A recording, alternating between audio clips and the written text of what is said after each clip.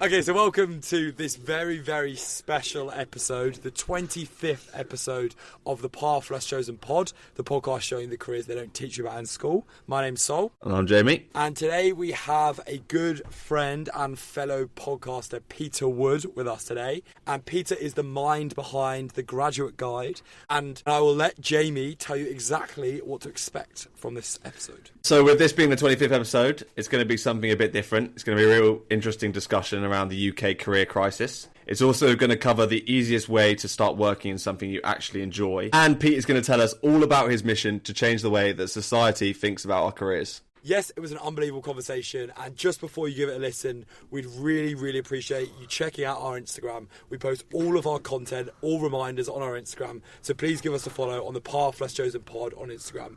So without further ado, let's get into the episode. All right, Pete, thanks so much for coming on. If you could just briefly share what you're up to right now. So I'm currently building the Graduate Guide, which was originally my passion project at university, and since 2 months ago, so I'm building it full time, which is very exciting. There's a lot of challenges that come with that, but I wouldn't have it any other way. So I'm keen to talk more about this and yeah, probably get to know you guys as well. Awesome. Yeah, well, I think most of our demographic of listeners will be the people that are interested in what you're doing. So just explain a little bit more detail what exactly the Graduate Guide is and what you're trying to do with it. Yeah, so I guess for context, it's something that I started in my final year at UCL. I was a history student that didn't know what to do with a history degree, which I think is quite a common problem.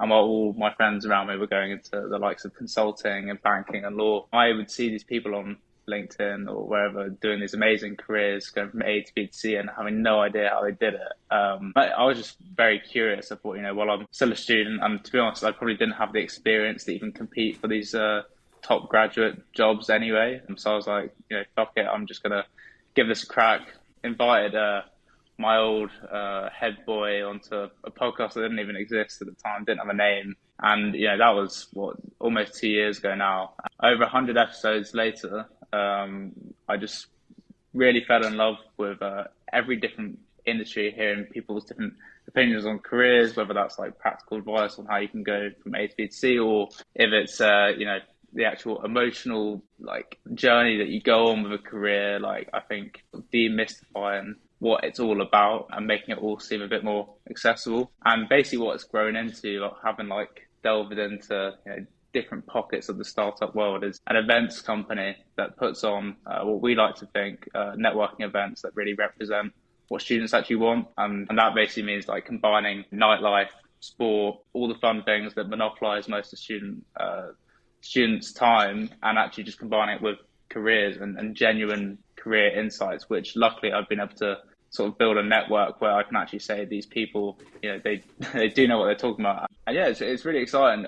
Obviously, I think when you're building anything, especially a business out of something that wasn't meant to be a business, there are sort of struggles in what your business model is going to be, how you're going to monetize. But really, the Graduate Guide is a movement, I like to describe it as. Instead of really a business, it's trying to give a guide to graduates in whatever way I think is best. Fantastic. And what I really like looking at your stuff earlier is that you referred to it as you're trying to build that solution to the UK career crisis. So I think it'd be really interesting to know, jumping back to when you started having these thoughts, where when you were doing your history degree, not really sure where it was taking you. At what point did you start thinking, this is the UK career crisis? People like me who are ambitious but don't really know where it's leading them and don't want to go into the corporate world. How did that eventually then lead into something where you thought, I can help other people that are similar to me and start helping people realise to build a community and do something different rather than feeling forced into something? But yeah, I think my interpretation of a career crisis has it's changed over time, the deeper I've delved into it. But definitely originally it was that, you get told at school, if you get into a good university, then you'll be fine. And then if you do well in your degree, then you'll be fine. And it isn't that simple. You're sort of left to your own devices for 3 years, going out, not really thinking about careers. And all of a sudden everyone has this oh shit moment. And it's those people that have just sort of silently been hacking away at their career in the background that have no problems, while everyone else is playing catch up. And I think that basically just means that everybody goes to do what everyone else is kind of doing. It's that comfort blanket of all applying for the same 100%. grad schemes, taking, getting those brand names and not really pursuing anything because you want to, but because you think you have to. And like, I don't consider myself ever that guy at school who was like, oh, fuck, why is that guy always getting good grades or whatever? Like, I was very much, academia did not come naturally to me, but it was seeing those people that you always thought had it under control, struggling to get a job. That's when I was like, oh, shit, this is actually affecting everyone. And I'm talking about, a good, UCL here. This is like across the country. The more I've delved into it, like it is, whether you're an international student, happily having your money taken from university, but then having no, career prospects at the back or the other side of it, or, you're struggling with the financial crisis and you're struggling to even afford yourself any time to really think about what you actually want to do. That there's just so multifaceted, this problem. And I don't think I'll ever claim to be able to solve it. Much like maybe the climate crisis, I will do my best and do my own part in what I believe to be my skills in helping to solve it, because it's something that I'm very passionate about. Yeah, no, it's spot on, and it's something that we're, as Jamie said, very passionate about. And I completely echo with so many things you said there. I think one of the first things is the fact that, like, you talk about people's passions, and I don't think people think enough about what they really love doing and what they're actually passionate about. And I can definitely lend myself to that, not really thinking evaluatively about what I like doing as opposed to what is the like common path. And I also think, very interestingly as well, like, I picked up on the fact that a lot of these corporate graduate jobs you can try really hard to get into, and if you put all that energy into starting your own business, say the Graduate Guide, or for Jamie going into the sports industry, like, your return on time is so much better. Whereas as I'm sure we've all seen, right, is that all these people are in, like, they can be grinding away for applications and then they just get rejections left, right and centre. And I think a few people I know turn around and were like, why am I trying really hard for something that I actually am not really sure I even like doing? Like, just because everyone around me is grinding to get the next investment banking internship. I mean, it's that awareness piece, isn't it? It's like, that's what's really lacking. I mean, no one really cares what you actually do in your career at university as much as they might say they do when you come in. Like, you are very much on your own there. And I think you're constantly taught not to let yourself rabbit hole in the education system, where with careers you actually need to do just that. You need to, like, take something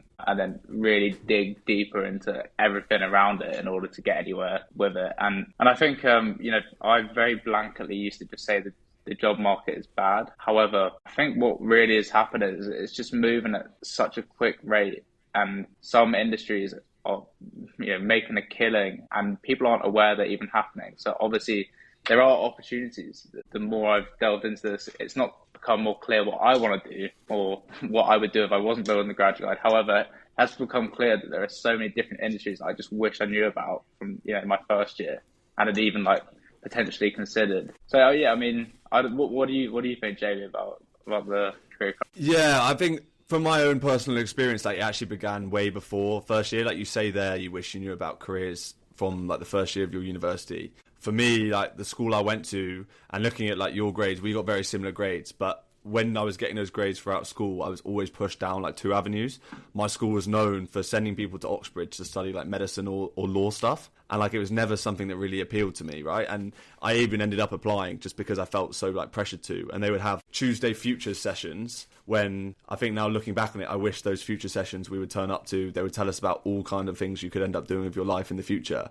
But all they pitched it to us was certain things. And I was sent to the Oxbridge group every Tuesday, right? I never wanted to go. So looking back on it, what was the point? And then I went into university and it was the exact same thing. But now rather than like doctors and law, it was everybody was talking about like going into consultancy or like big banks and talking about the big five, the magic circle and all stuff that I still don't really understand. Yeah. And I think even then, like, sat in that environment, I was saying to Sol just before we jumped on, I remember being sat down in like our lounge in third year and people would be talking about how their assessment centres like went, and I couldn't tell you what one looked like right now. And I just don't understand like where the root of that problem is. I'd be interested to hear, like, from the work that you've been doing, if you found anything that you think this is what is causing schools like that and universities like that to channel students into thinking that the only good career to come out of it is a very limited amount of options and like working in the city, making decent money rather than doing stuff actually that they enjoy and thinking about it when they're much younger. I mean, yeah, it is it's a bit mad, to be honest.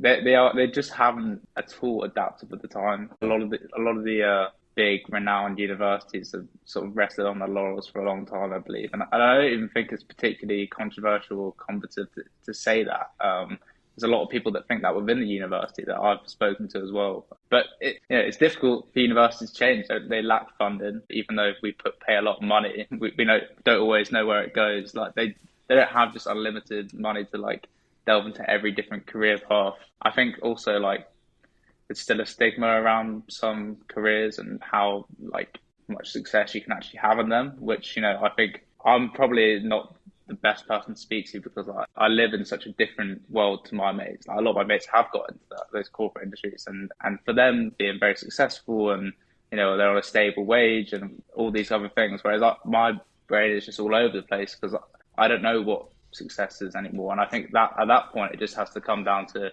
you just working in something that you find fulfilling and that you are allowed to explore your passions with it. And I don't really know if that's answering your question, but it's more just, I think there genuinely are institutions that are changing really quickly with the times, and they are offering really like appropriate education for what you actually want to go to as an end result. But to even know that's, apprenticeships as well, like that was never told to me as something that was like a high achieving person would go to do an apprenticeship. I now listen to it. I'm like 23K a year from 18 years old to work for a brand that you'd probably want to graduate into anyway. And you've got all that real world experience. Like, I just think all these different paths needs to be like, level the playing field in terms of people knowing about them as options and having a fair chance of getting them. Yeah, I think that's spot on. I mean, there's so many places to take that from there, but I think one of the things that I find interesting you saying about the like modern take on careers and the fact that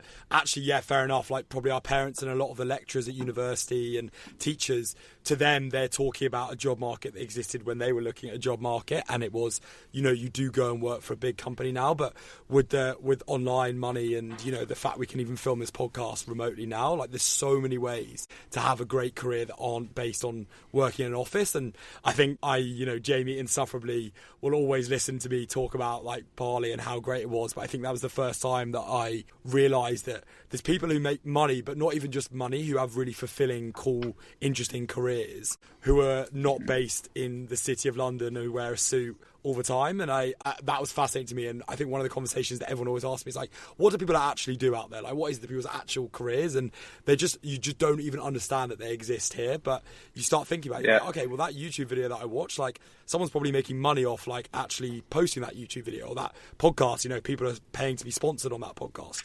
I don't know if you've seen that as well. Yeah, well, I think a big reason why those industries have not become something that everybody sees as like particularly desirable yet is that the cringe of doing something different to anyone else. I'm very aware of what, like, especially in a social circle of someone who like has mates that go to the pub and like nightlife and try to be cool and whatever, doing something different and the cringe that comes with that. Like, I've had to confront that. I think the way of overcoming it is, I don't think you have to necessarily go all guns blazing and put yourself out there, immediately in the fullest self. But I think you can start like playing with it and toying around with the idea that, you can put yourself out there and you ultimately will end up being that guy that people say, oh, how did you do it in the end? Like that's something that's very much happened to me. I saw these people on LinkedIn. There are a lot of bad players that make you think, oh, it's just an inherently cringy platform. Everyone speaks in emojis, all these kind of things. And it's just not the truth. Like, everyone on there is a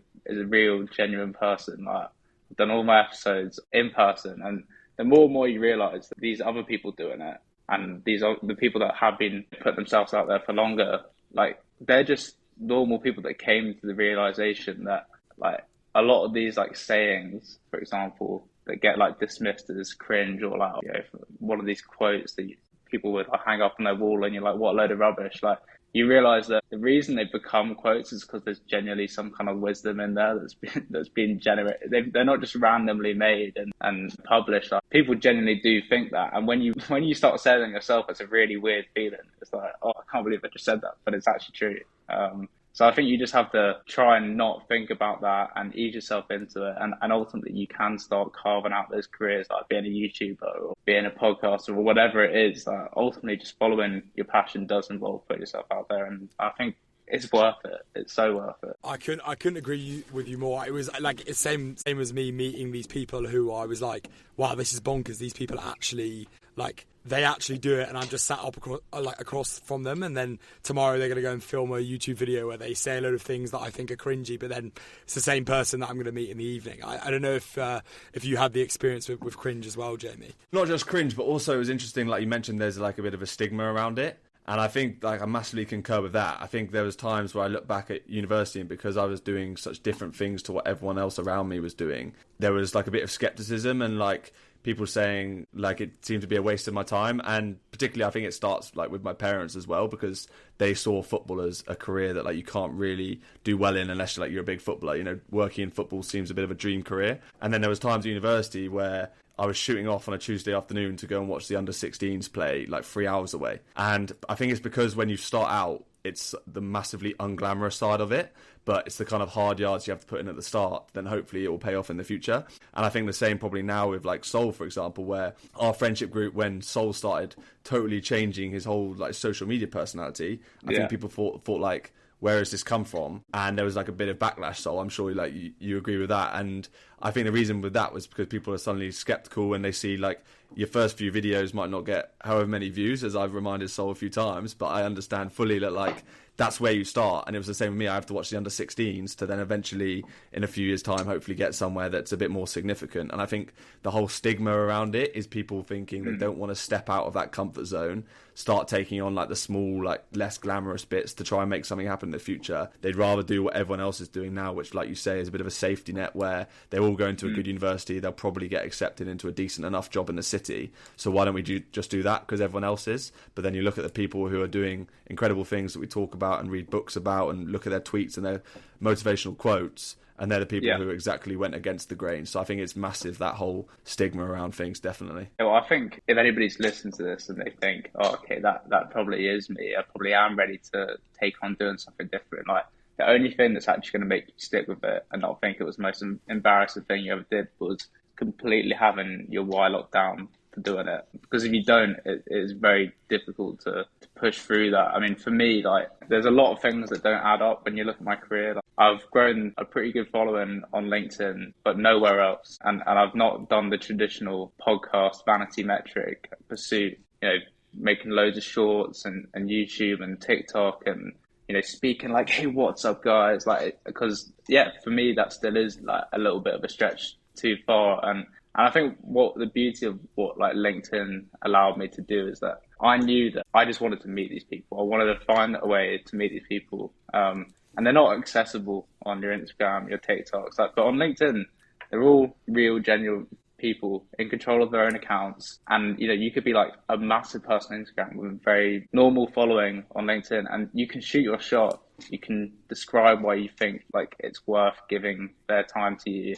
And you just never know. Like, obviously, when I first started, it was very hard to persuade people to come on. But like, I think in my 8th episode, I got a managing director at Google, which, you know, was just one of the many people that I messaged. And from there, it was kind of like everybody just understood why I was doing it. But that's a whole nother learning that I'd be interested in touching on, is like the actual art of outreach, because that in itself is another thing that might stop you from doing something like with you even and I are doing, for example. Yeah, definitely. I think that was something that I count myself as quite fortunate, which I know not many people can say during COVID, but I count myself as quite fortunate during the whole lockdown period, because I started off like working in a service station at Morrison's because my mum and dad were key workers, so they said you've got to be one too. So I worked in a service station, and after 2 weeks I just said, look, let me quit. Let me go home, and I promise I won't just waste the next however many months we're locked in. I will like try and plan something for after university. And so every day was just like blitzing LinkedIn. And I found that like, especially during the times that then like consequently and afterwards the next couple of years, when other people were maybe being a bit more skeptical and like telling me to maybe go down a more conventional route, during that time, during COVID, when I was outreaching and speaking to people who were in the industry, I was managed to get on a few phone calls and stuff. They were then the kind of people that I leaned on during that time, because I had a relationship with them, and they were encouraging me and making me see that this was possible. So I'd be interested in like your whole approach to the outreach side, and particularly now that you're going to move into a space where you're going to offer yourself as a coach. I found so much solace, particularly in one mentor called Dr. Urquhart Sogut, who is like gave me all of his advice, all of his wisdom. I don't think I would then have pursued the career as much if I didn't have his assistance on it. And now that you're going to be offering that to other people, I'd be interested to know like how you see like the importance of having someone to lean on like that, and a coach and a mentor that you can speak to and trust that has gone down a less conventional path to support you and make you realise it's actually possible. Hey, so sorry to interrupt the podcast, but we just wanted to say that the algorithm on your podcast provider works on the number of positive reviews that a podcast has. So if you wouldn't mind just going to the podcast and rating it however many stars you want, obviously, hopefully, ideally 5, but if you want to give it 1, that's better than nothing. So a few stars for the podcast would be unbelievable, and it would massively help out getting this podcast to as many people as possible. And now back to the episode. Yeah, well, I mean, so on the outreach point, I would say that the biggest piece of advice I could be given from the very beginning was that, like, you know, if you're anyone, you just want to be treated like a normal human being. No AI, no chat GPT, no eloquently written messages. If you're asking something of someone, they just want to know who you are, why you're not bullshitting your interest in speaking to them, which building a personal brand helps with, because you can go on there and be like, oh, okay, he's actually been talking about or doing what he says he is. And then you just ask them the question. And I think that there's a lot of commentary that goes around about like the persistence of outreach, and you know, if you get rejected once, you know, go back again, keep messaging. And I think there's actually like, and I've had to realize this the hard way, that if somebody doesn't want to speak to you or give you help then, or come on your podcast then, it's not because they'll never want to. It's because right now you're like, they're maybe having an off day, or you know, at this kind of moment in time, they're really busy, or it's just not, you've just not ultimately. And I would have loved to repurpose a lot of that feeling of like, oh God, why is no one replying to me, into, okay, if they're not replying to me, there's a reason why, and there's something that I can prove. And the biggest validating thing of that was I reached out to, like, after getting the Google one, reached out to the managing director of BCG, and I was like, yeah, he's going to come on the podcast now. I mean, look who I've just had on, even though it was like recorded on crappy mics and you know, whatever. And he was like, no, I'm busy, but sounds great. Good luck. I was like, what? Can't believe that.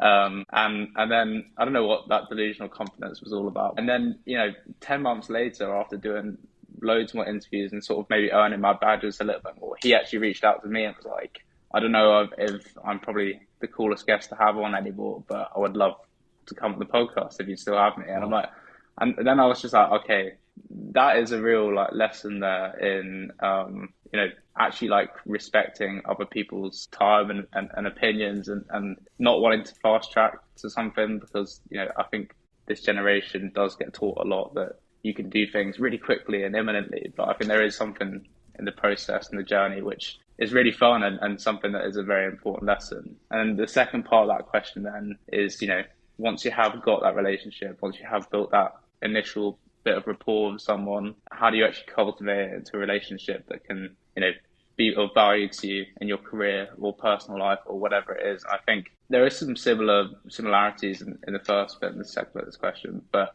ultimately you have to understand that everybody's got their own thing going on. And you're not meant to just, they're never going to just take you and mold you into this perfect person. And that shouldn't really be the case. They should be there to act as a guide, a person you can ask questions at any time, big, small, stupid, or like. And I think mentorship is probably the most powerful thing you can have in your career if you really understand what you're wanting to get out of that relationship. Because if you don't, again, it's going to be like you're going to burn bridges and you're not going to get what you want out of it. So those would be some two big takeaways that I'd give to listeners. And I actually think a lot of what it comes back to is just being like actually just doing things. Like I think a lot of the stories that you tell, like a lot of them, what people don't necessarily hear in what you're saying is that you've actually proactively reached out to someone and actually dreamed big, but done that dream big.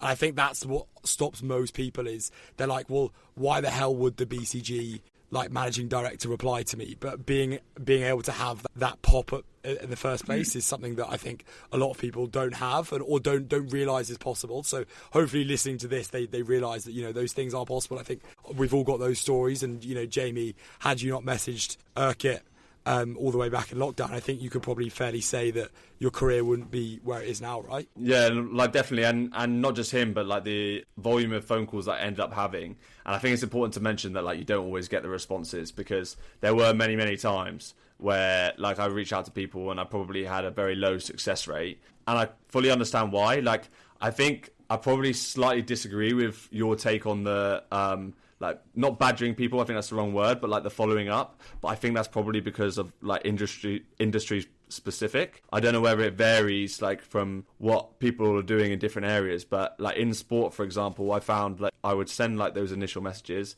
The majority of people wouldn't come back to me. I fully understand why. Like I don't demand respect, particularly not like 4 years ago. Like I was an absolute nobody. Why would they give up their time, particularly in an industry where there's a lot of competition? And like why would they then share and help and like share their wisdom with me when like I could end up being competition? It didn't really make sense. But there are good people out there, I guess, like yourself now with coaching people careers, where they were willing to help you. But I think there was no issue with consistently messaging them, as long as when you were messaging them, you were actually adding some kind of value to them.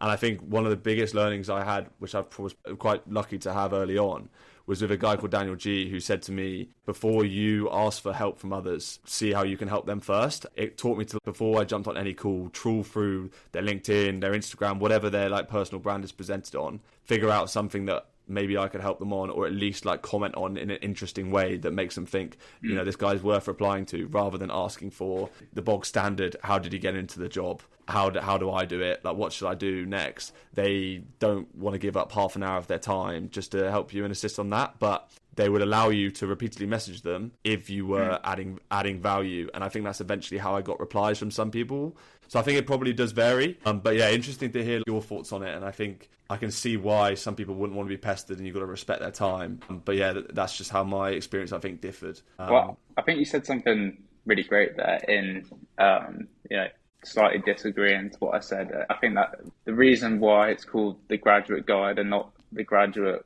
you know, I'm telling you what to do, this is the only way possible, other than the fact that's not a very catchy name, is that there is so much career advice out there. There are so many wannabe gurus. There are so many different people who have done things in different ways. And ultimately, I never wanted, you know, I actually have a fear of ever coming across like any kind of guru, because I want to sit there as a guide. I want to have authentic conversations with people with different point of views. And, you know, I think I lack quite a lot of things in many ways, but I do feel like my form of learning, maybe my USP, is the ability to be a sponge within a conversation and take and sieve out what I believe to be true and what resonates with me most and what will be most useful to me, and not disregard the others, but just understand that, you know, people are inherently different, and if you don't start embracing your own self, one, you'll never, you know, truly be happy, but also, you know, if you're trying to build a business, for example, like delegation and empowering of other people is literally the number one thing that you can do to make progress. And I've, you know, massively realised for the Graduate Guide to get anywhere of the level that I want it to, it's got to be about empowering other people to do things better than you, because you don't have the time and all the expertise to do everything well. Spot on. I think I completely agree with all that. I think if I was someone listening to us talking right now, we're all talking about doing things and taking actions and going into the right direction and messaging people. But you said something, Pete, a bit ago, which was about you got to work out what your why is first. And I think you two could be people who someone could look at and be like, they just always knew they were going to be a football agent, or they just always knew they were going to do a podcast about careers. And I'm sure that wasn't actually the case. So how did you get into a place where it looks like now you're following your passion? Yeah, I mean, I don't know about you, Jay, but like this, I've said the exact same thing about so many people in my lifetime, and it's like it's always relative, isn't it?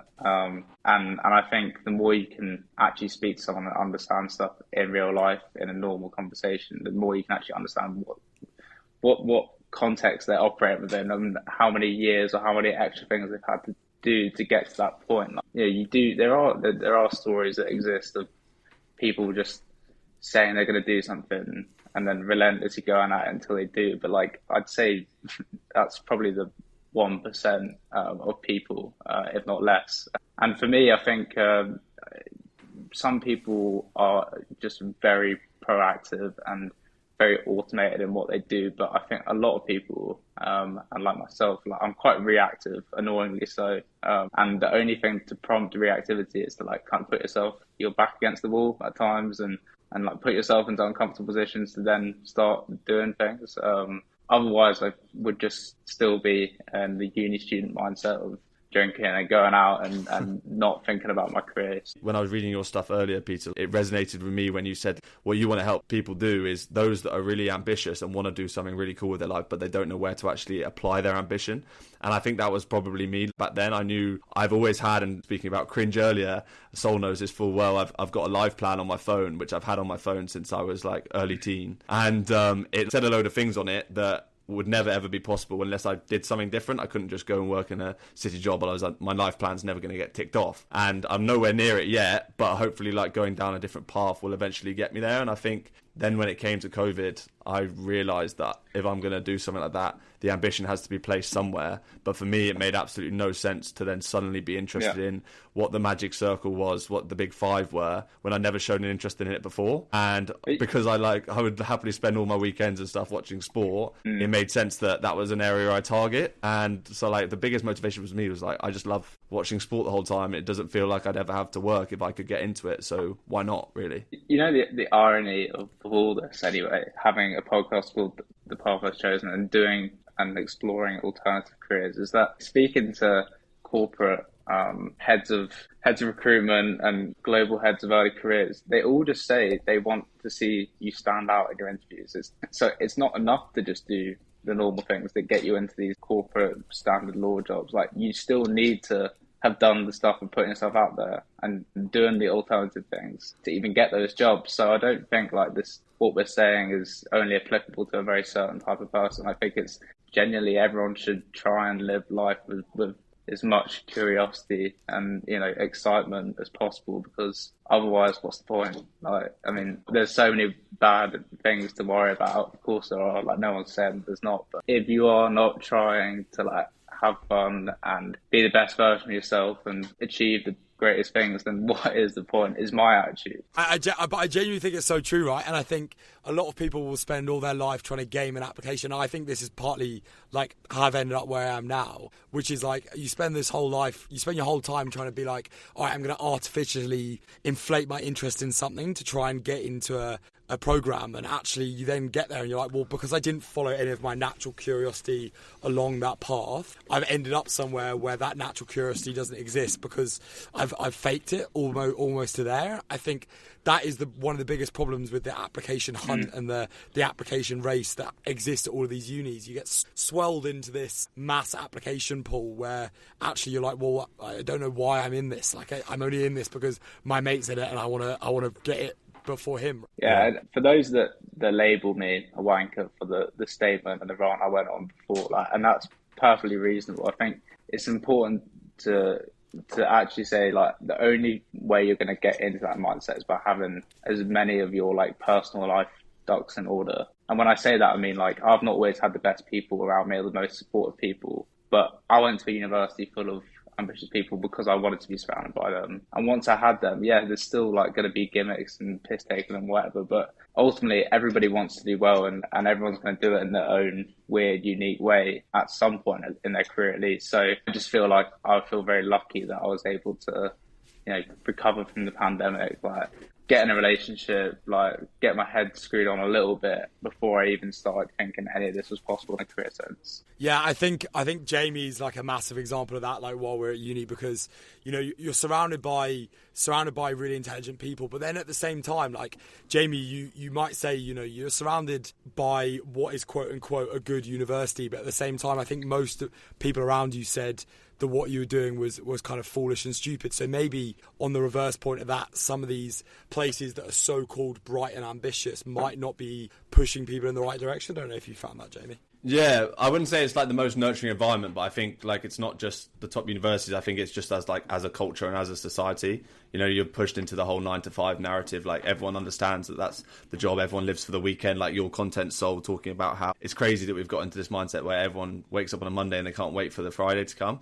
And I always found that like insane and something that would never appeal to me. Unfortunately, doing like what I'm doing now, I watch football on a Saturday, so it blows apart like that whole thing. I'm suddenly working on a Saturday. But also to what you said earlier, Sol, where like you're inflating, like false inflation of something that you're interested in.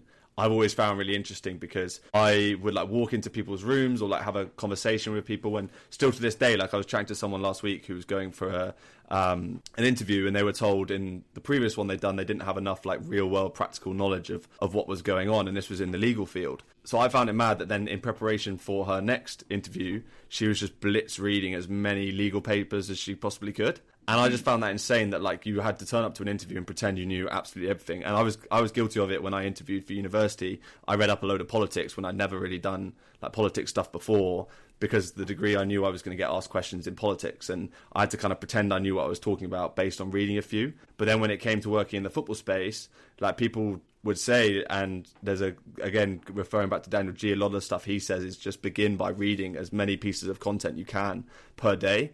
And when I first heard that, it came dead easy because every morning I would have Sky Sports News on anyway, and I would be reading the BBC Sport gossip and stuff like that. So suddenly I was already reading the stuff and I didn't have to inflate any kind of interest. And I always found that so interesting that then in a university environment and amongst friends that were looking to go into the city job, it's not something they would have done as a kid. Whereas I bet they all probably watched football and sport, especially our friendship group. So everyone watched football and sports as a kid, but it never occurred to them that maybe that could be something they'd go into a career in. And I just find the whole, like why would you force it to then pretend that you enjoy something when really you'd rather be doing something you're actually passionate about? But culture just and society doesn't really seem to allow it as much. I don't think anyone is saying that here is that they've never bluffed their way through something, or like, you know, I lived a lot of my life without any passion for anything other than like things that weren't useful for my career, like FIFA or whatever it was at that period of my life. But ultimately, like, I think the problem is just accepting that. For me, that's the problem, is like accepting that you will never feel passionate about your work. And I think the more we can try and change that attitude, at the very least, the more people will, you know, they'll go to the university studies, they'll tick the boxes, and they'll go to their 9 to 5, but they won't come home after that and just think, oh, thank God I got that done. Now let's do anything to take my mind off my career. Instead, like, come back and think, okay, well, you know, if this is what's making me upset, let's try and actually rejig that and change that and feel passionate about something. Even if you have no idea where to start in that, I think it's, you know, people have their own ways of doing it. Like if you're an introvert, it's probably from, you know, looking online at various different things and, you know, following rabbit holes of the people that you consume a lot of content of, or if it's in person, it's just spending more time, you know, actually in conversation with other people and digging a bit deeper than you normally would. Yeah, I can agree with that. And I think also what is important to be like conscious of is there is like some people see like the good sides of it, and they see a lot of positives in doing that lifestyle. I know a lot of people that do enjoy living in London. They'll do the whole office corporate environment, especially at this age, because they feel it is just building experience at this stage to then go on to something in the future. But they get to do the post-work drinks on a Thursday. They get to like socialise in that environment, and then they live for the weekend and enjoy it in a big city.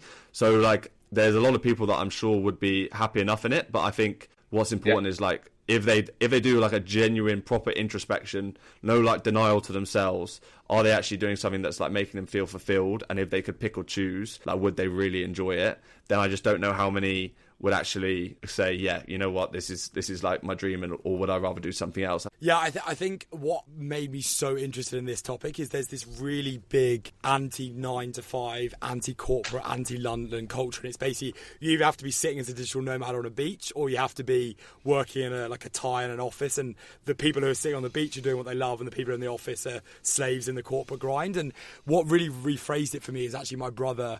Like, his dream, his genuine dream, is to work as like a banker in a big bank for a company looking at stocks, and could not get my head around it. And I was like, you're forced into doing this because of everything you read about bankers being cool and all that sort of thing.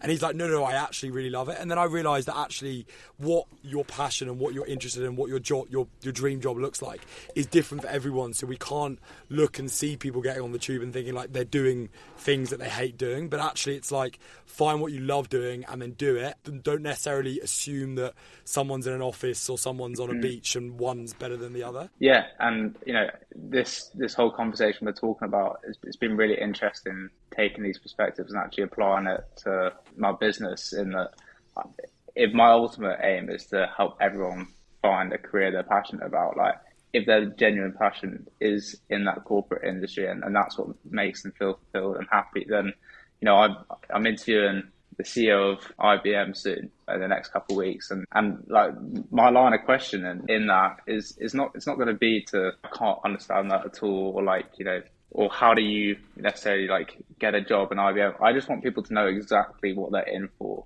and increase that transparency so that you're not guessing when you apply for these really rigorous hard grad schemes. You're actually saying, okay, that sounds exactly like me. That person that I heard from there is like said loads of things that I resonated with. And I think, the first step, of course, is not the be all or end all, but it should be more important than people are saying right now. A lot of people will be like, just start somewhere and you'll figure it all out. But a lot of people also get trapped. They go in something, they bury it so deep, their dream or their passion, that they don't even know how to refine it. And yeah, like I'm really on this mission at as early an age as possible. How much can I increase that transparency between what a job is advertised as and what it actually is in practice? Yeah, mate, that's absolutely spot on, and we love your mission on this podcast. It's we listen to all the episodes and love what you're about. So just finishing on that, what's the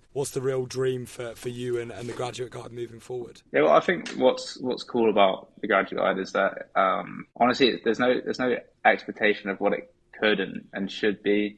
It's completely up to me where I take it, and for the difficulties that come with that and the not knowing this, it really just allows me to build my own dream career within it. And like, for example, I'm a massive festival goer. Like, I love music and I love events. If people have been following what I do on LinkedIn, there's a lot of content about the events I'm putting on, and I think they are very different. Like, for example, we just rented out a football stadium in North London, had 1,000 people sign up to it, and it was just like, I had DJs there, we had a load of founders and CEOs and a real mixture and variety of people, and allowing students to actually just meet these people that are normally like dressed up in a suit and very scary to talk to, and just be like, no, like go grab a beer with them, go have a barbecue with them. And I think, yeah, there is a level of delusional optimism in that, and it's going to take a lot of fine tuning and iterating this. But honestly, just like the idea of making careers more accessible and fun and reinstalling people's faith in careers by just letting people do what they like to do anyway, tying in careers where and when possible is really the dream. And I don't know what that will look like. It will change month on month, week on week. It does currently change day on day, but like I do just get to wake up every day and think, right, who am I going to message to make something happen? Who am I going to spend my whole day with brainstorming? And luckily I've got a co-founder who's far more competent than me at actually getting things done. I'm very much the ideas person and the visionary, and she's the one who says you can't do that, you can do that. And I think together and the team we're building, we'll be able to achieve some version of what we're hoping this can become. I love that. No, I seriously love that. I think it's going in such a amazing direction. I hope the Devon Postal Service extends as far as getting my invite for your next event, definitely. Yeah. But no, I think the whole direction the company's going is the exact mission like we want to do as well. Like when you answered the previous question as well about transparency, when we're trying to speak to these people, we also like ask them what's the hardest bits and stuff. And yeah, they're doing really unusual careers that on the surface people look at and think that's really cool. Like the example recently where we spoke to someone who basically just travels the world diving with like whale sharks as a living. But actually, there's a lot of stuff that is like difficult in her life. She's always traveling. She's never really got a stable base. And sometimes she looks at her friends with envy and things like that. So everything you're doing, I think, is the right way to go about it, just to open people's eyes to the fact that these careers do exist. I was just going to add on to that. Like, I could very easily sit here with my head up my own arse and say, like, I'm not going on a podcast that's also exploring alternative careers. But like, I think that is the most like backwards way of thinking. And it really like, this is such a big problem. And there's so many people that need this help. And there's no way that even, there's no way us three here can do anywhere near as much as we want to, like, especially on a global level. It's just not possible. So the more you can band together, like, luckily this early careers higher education space is very collaborative and it's very young and forward thinking. And I don't know if you found that already, but I think that's the only thing that's going to make a change, us sort of coming together and trying to do stuff together. Yeah, no, 100%. I think when Sol first mentioned that like you would be interested in coming on, I said to Sol, like, I hope he doesn't see us as competition, because like you say, it's much better like if we're all actually, we've got the same mission.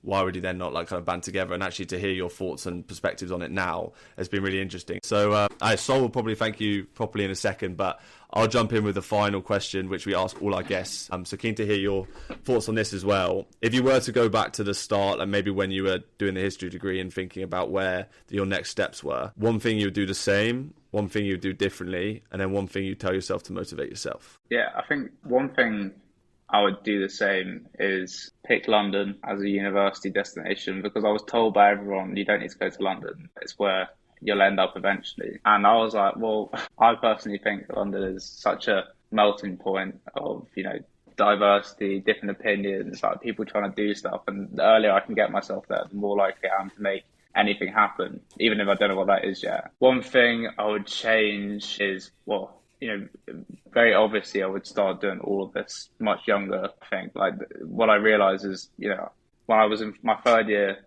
doing a history degree, I was still doing a history degree in my first year. Like there was no separating factor to me starting then or anything. I could have, COVID is probably a fair reason not to have done it, at least the way I did it. However, just thinking about careers and challenging things a bit more and having, embracing my curiosity a little bit more when I was younger, I think would have been massively advantageous. One thing to motivate myself. Probably I've been doing this for 2 years, all in all, almost. And although things have felt very slow at times, if I actually look at 2 years and what you could not do in 2 years versus what I have actually done, like, I think just taking that like screen grab of, okay, this is only what you've done 2 years. Like, think about what you do when you multiply that by 10. I think that I find that very exciting. And as long as I stay on this sort of track of ambition and motivation, then I'm sure I will do something that I'm proud of. I love that. And I think you've got a very, very noble cause, mate. And from the first time I chatted to you, I could tell that you felt passionate about it, but it's like the constant churning out of interesting, cool, varied topics. I know you're making a big difference to the people you put the stuff out to, and looking forward to following you. And this chat lived up to all its expectations. I'm hoping people who listened to it enjoyed it, and there's definitely a round two to have in a few months' time when we keep. Come on, there's so much to discuss about the topic, right? Yeah. No, thank you for having me. Yeah, it was a real pleasure. Okay, brilliant. Yeah, what a brilliant guest to have on. I think for him to come on and share the exact kind of mission and mindset that we do, he's trying to open people's eyes to different career opportunities. I think it was fantastic to get his perspective, and also interesting just to have it as a general discussion between us of all of our experiences and what's led us to doing what we're doing in the Path Less Chosen pod and the Graduate Guide, really. So I know there's plenty of key takeaways, but if you can pick a couple, maybe, Sol? Yeah, mate, there's a lot to be said for that episode. It was like a chat conversation more than an interview, which I think was really cool. I will go for the first one that I loved, and I think we're both about this a lot, but I think it's so important and such a blocker to people like achieving things they want to, which is the importance of actually just dreaming big and messaging people who can be useful to you. Like, he spoke about the fact that he messaged the MD of Google and then the managing director of BCG, like two of the biggest companies in the world, and he's some guy he had 10 episodes maximum, I think, when he messaged those people.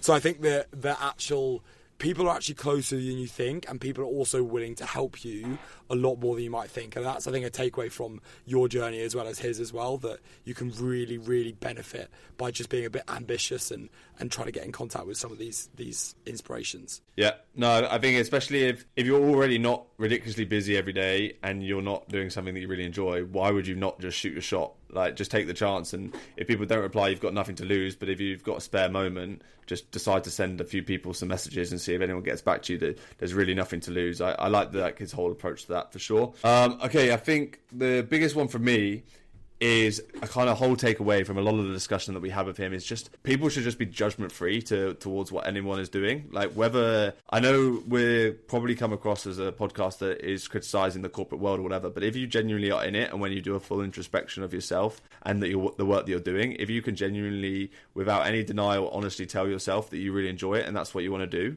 then it should be a totally judgment-free zone. You know, go ahead and do that. Like, fair play to you. You've done well to get in that career, and that's what you want to do. But if it's not, then go into doing whatever you want and take some risks, do some bits, and grind at the bottom and do the hard bits and stuff to start. That's what you and I are doing at the moment.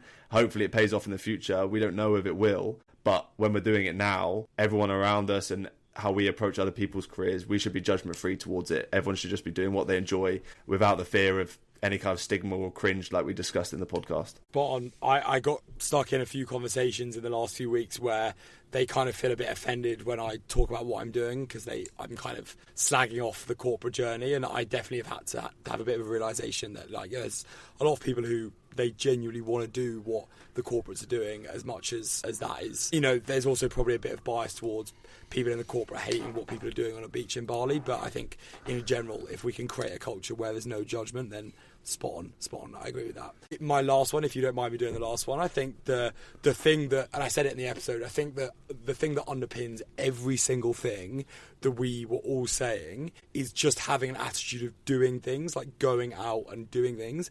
And that's what Pete said. Like, he started off messaging someone when he didn't really have a podcast, and then he started off, and then now he's doing events, and then he's doing a bit of coaching, and all he's doing is just trying things. And I think there's so much paralysis of analysis, where you just sit there and just go, I'm not really sure what to do.